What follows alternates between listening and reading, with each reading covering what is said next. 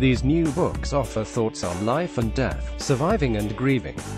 These new books offer thoughts on life and death at the end of another year.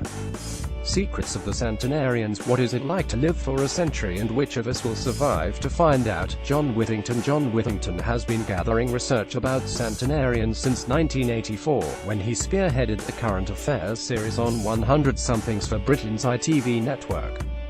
Today, this long-lived cohort is the fastest-growing segment of the population and will likely remain so for years to come.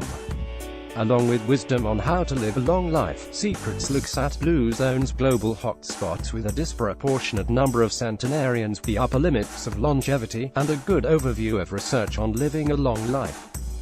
Grief Works, Stories of Life, Death and Surviving. Julia Samuel, a British psychotherapist, has been a bereavement counsellor for 25 years. Grief Works, she takes us into the lives of her patients: a young widow mourning the death of her husband, a wealthy man whose brother has unexpectedly killed himself, a couple whose 4-year-old has drowned, and several others. Her stories about these patients show the many ways grief expresses itself and how Samuel helped them come to terms with death. The book is designed as a resource for individuals experiencing loss and their loved ones. Article continued below. The longevity economy inside the world's fast-growing, most misunderstood market. Joseph F. Coughlin. Joseph Coughlin set up MIT's Age Lab in 1999 to study our aging population and businesses' response to it. The longevity economy is aimed at business readers but is filled with intriguing ideas about the next frontier of retirement living. Coughlin argues that the corporate world hasn't the foggiest notion about how to talk to older people facing what could be the most liberating time of their lives. Here's how he describes the opportunity. It's as though a new continent were rising out of the sea, filled with more than a billion air-breathing consumers just begging for products that fulfill their demands. No time to spare. Ursula K. Le Guin. Ursula K. Le Guin is one of Earth's great science fiction writers. She is 88, and her title story, No Time to Spare, reveals that not only is she without time to spare, she never did have any, and in fact is fuzzy about what it means to have spare time.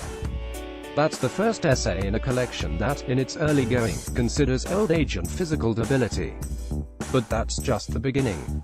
There are also essays about words and writing, her cat, Pard, and sundry other topics: rattlesnakes, opera, vegetable empathy, and more. How to Die, An Ancient Guide to the End of Life, Seneca, edited, translated and introduced by James S. Rom, available mid-January. Lucius Annaeus Seneca, the Roman Emperor Nero's chief advisor, discussed death and how to prepare for it way back in the mid-1st century, so this new book, a synthesis of his writings on the subject, perhaps doesn't qualify as a recent bookstore arrival.